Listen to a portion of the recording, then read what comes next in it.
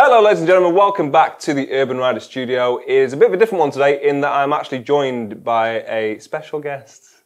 The other person you see from the photos effectively. This is Will. We go out quite regularly shooting together. So he will be explaining a little bit later on what it was like to use this jacket because he actually took it up to Scotland for a Royal Enfield event. So he has some insights in what this is like to live with in some fairly, I'm going to say extreme conditions. Was it that extreme? Not that extreme. Not that extreme. Fair enough, but some real world conditions at the very least. So to begin with some bullet points, may I introduce you to the Merlin Mahala Pro 3-in-1 motorcycle jacket. It is part of their Explorer collection, which is quite extensive. They've got loads of different items because, of course, riding conditions, riding styles, all vary amongst the individual rider. So you'll be able to find something from that collection that suits you best.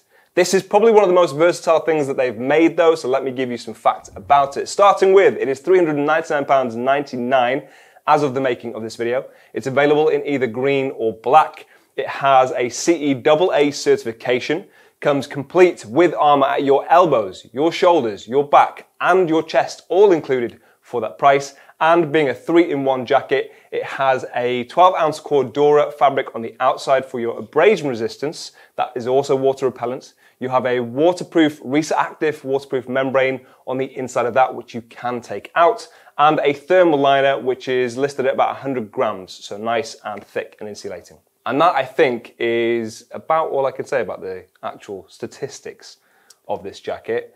Now then, Will, first and foremost, how was your trip to Scotland? It was an amazing trip. I was very lucky to go on it. I had a great time. I must say the mileage was a lot higher than I thought. Wasn't expecting that level of riding. Some, as you said, not extreme weather conditions, but Scottish weather conditions. So we had a few days of rain over the course of 5 days riding, 4 nights. And what bikes were you on? Royal Enfields. I was personally on the 411 Scram. I sort of interchanged between the Himalayan and the Scram. Did you like the 411?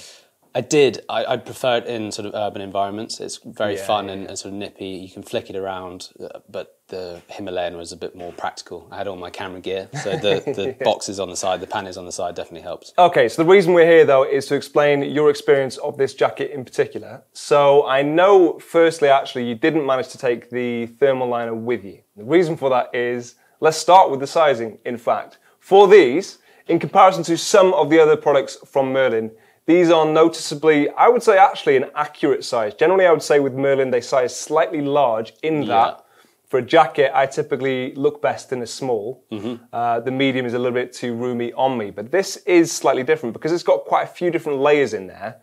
It definitely is a little bit more snug than you'll find if you are experienced with Merlin items, I think. Would you agree? I agree. I think with the back armour and the chest armour combined and all the layers, it does bulk it out a bit. Yeah, bulks it up. Yeah. Which is, obviously, you have to do that. If you're going to be tackling cold and wet weather, you need layers. There is no other way of doing that. Don't get me wrong, it's well, it prepares you for anything. You just need to be aware when you're buying something like this, what sort of size you're looking at. You can always check our size guide. We keep it up to date, of course, and we will put notes on there for stuff like this. What you did take with you, though, was the waterproof layer. I would have said that was a sensible decision considering on where you were going.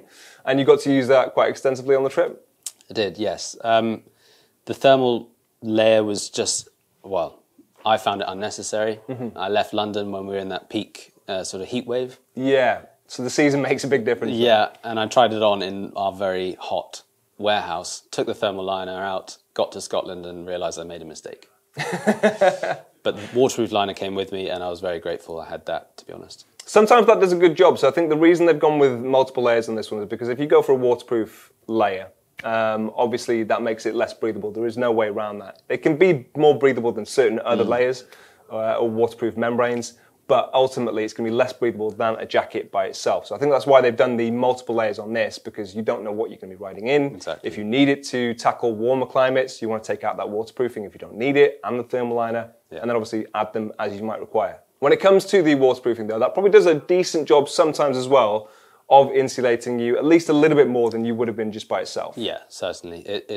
Any added layer helps. Obviously, if you're going at a certain speed, you'll have the wind chill. Yeah. With 2 layers, you'll feel it less. The other thing though, if you are riding in warmer temperatures, so as you started in London, at least wearing it that way, and maybe on a plane as well, is this has lots of vents across it, which you probably didn't get to use too much in Scotland. No. but they are quite substantial actually. They're really big vents on the chest, on the arms, an exhaust vent on the back. These ones you can actually zip up, and the fact that it's got this little button or this snap here means that you can stick it across. Just have your chest exposed. Give yourself a little boob vent, which always looks a little bit eye-catching to me, but when you're riding, you don't really care what you look like so much. But you can do that on both sides, and really does do a good job of letting in some airflow there for you. What you might lose there, though, is some storage, obviously, on your chest, quite often with this style of jacket. And it is quite a technical jacket. You'll have pockets on your chest. You don't have those here, but you've got loads of storage on the inside. They don't tend to skimp where storage is concerned. You've got 2 on your waist. Yep. You have 1 on your arm, 1 big pocket on the back there. Did you use any of these, or which ones did you use most? I used the 2 front ones. Personally, for me, the back one is a little unnecessary. I just find the stuff, if you're having something on your back that you need to reach while riding, or, you know, just as a quick, you're hopping off the bike and need to access it, it's a bit of a, you know, faff to... It's awkward, you need to be flexible. So the front 2 are the ones I use the most. Makes sense. Then And then the one on the arm is probably for keys or something. Something very small, which I never use. Little knickknacks, you take them with you. Oh, nuts. Should put my little sweets on. Little snack on the go. Yeah. I get what you mean about the back pocket. I think, it does require some stretching on there. Sometimes you'll just sort of take the jacket off, or you would need to take off the jacket most of the time, unless you've got a friend who is happy to help out and just take out what you need to. Yeah, pillion maybe. Maybe that would be exactly what it's good for. You've got a little snack. Luggage tray as you're sat on the back of the bike. I think what can be useful though is, bearing in mind that this has layers that you can take out. If you're out on a warm day, say you just want to go with the waterproof layer and the outer jacket, you can take out the waterproof layer, stick it in this, and if it does start to rain, you know, you caught unsuspecting, then you can obviously get that out and use that, make yourself waterproof. So it has a use. I get you wouldn't use that the most. It is the biggest though, actually, out of all of them. Sizable. And then you've also got pockets for your hands as well. I really like this. So I actually borrowed the Drifter recently for another Royal Evenfield event that I did. Good friends. Yeah. But yeah, I love the fact that you've got those little hand pockets. Yeah.